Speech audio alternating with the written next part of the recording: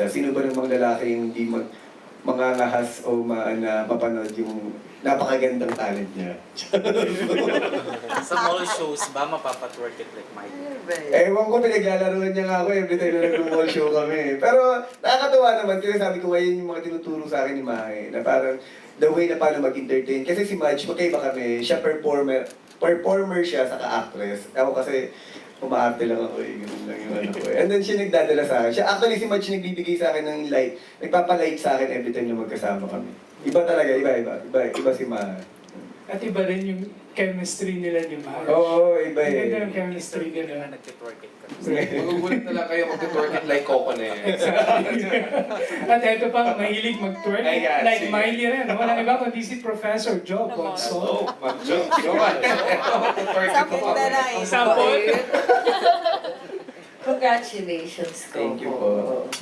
Marami akong tanong pero malayo na dun sa twerk it like Miley. Oo. Siguro, una po, paano niyo na po nakikita ang inyong sarili ngayon bilang tao? Siguro nag-umpisa kayo kung si FPJ sa teleserye mo ay ang probinsyano. Ano si Coco noon? Ano siya? Isa siyang ang blank. At ano siya ngayon? Ang blank. Parang hindi. Nung araw kasi, wala eh, sobrang ano eh. Simple lang kasi ako eh, na siguro mas nagkaka-confidence lang ako this time ng konti. Kasi parang siguro yung mga worries ko, yung mga takot ko kahit paano na napaglalap. Ngayon, nakakapagsalita na ako ng ganito sa press, sa inyo po. Di ba kasi dati talaga hindi. Every time na may ganito akong may press ko, nako, whatever, nanginginig ako. So, isa kang ang mahiyain. Ang mahiya, ang torpid mahiya yan siguro. Ngayon, isa ka ng ano. Ang hot. Hindi. Isa na akong ano ba? Hindi ko po alam eh. Hindi, siguro sabi ko nga. Siguro, I'll give you an idea. Okay. Oo. On my point of view Opo. pa lang po, ang pagkakilala ko po sa inyo, katulad ng mga kaibigan ko, mga kakilala ko, ay isang aktor na nagpapakita ng realidad mula sa mga pelikulang nagawa mo sa indie film.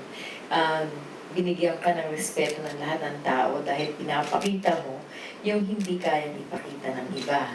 Tapos, doon nila nakita kung paano ang Pilipino na tunay sa indie film. And then you've gone to mainstream, you're already here. You're already that primetime king. Nandito ka na sa iniidolo ka na pati ng mga bata at saka ng mga lahat kilala ka na. Oo. Ang pagkakilala ng tao sa iyo bukod sa isang ang mahiyain, hindi ka na ang mahiyain ngayon.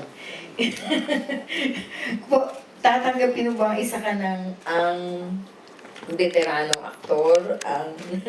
Tinatanggap mo naman yung iyong titulong primetime king. Actually po, syempre nakaka-proud. Syempre, napakasarap po sa pakiramdam nun. Pero sabi ko nga po, ayoko siyang ilagay sa ulo ko. Ayoko siyang kasi para po sa akin kasi, kung ano ko dati nung nasa indie po ako, ganun pa rin po ako sa ngayon.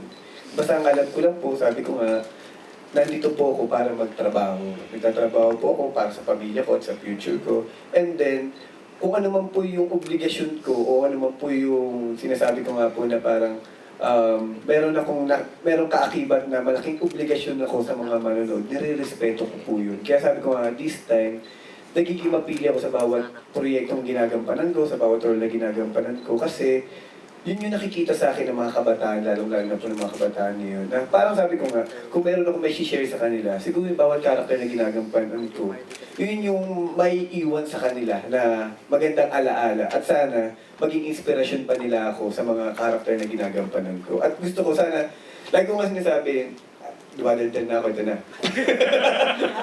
Lagi ko po nga sinasabi na parang, kasi from dati po, wala naman talaga, hindi ako marunong sumayaw, hindi ako marunong kumanta, ang liit ko, hindi naman ang kagwapuan. Wala akong makita talagang posibilidad para maging artista po ako.